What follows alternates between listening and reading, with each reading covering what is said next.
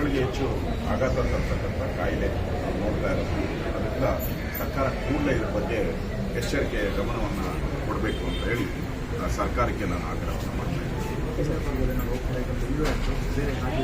ರಾಜ್ಯದಲ್ಲಿ ನಾಳೆ ನಮ್ಮ ವಿಜಯೇಂದ್ರ ಅವರು ನಮ್ಮ ರಾಜ್ಯಾಧ್ಯಕ್ಷರು ಶಿವಮೊಗ್ಗದಲ್ಲಿ ಭೇಟಿ ಮಾಡ್ತಾ ಇದ್ದಾರೆ. ಅವರು ಕೂಡ ಆಸ್ಪತ್ರೆಗೆ ಹೋಗಿ ಆಸ್ಪತ್ರೆಯಲ್ಲಿ ಪರಿಸ್ಥಿತಿಯನ್ನು ಅಧ್ಯಯನ ಮಾಡ್ತಾ ಇದ್ದಾರೆ.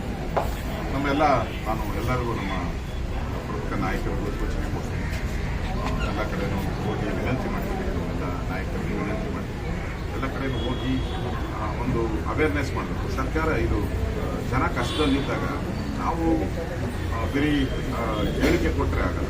ನಾವು ಕೂಡ ಸ್ಥಳಕ್ಕೆ ಬಂದಾಗ ಇಡೀ ಆಸ್ಪತ್ರೆ ನೋಡಿದ್ದೀವಿ. ನಾವು ಬಂದರೆ ಇಡೀ ಆಸ್ಪತ್ರೆ ಒಂದು ರೀತಿ ಅಲರ್ಟ್ ಆಗ್ತದೆ, ಅಧಿಕಾರಿಗಳು ಅಲರ್ಟ್ ಆಗ್ತಾರೆ, ಡಾಕ್ಟರ್ಗಳು ಅಲರ್ಟ್ ಆಗ್ತಾರೆ. ಅದರಿಂದ ಆ ಕೆಲಸವನ್ನು ಮಾಡಬೇಕು.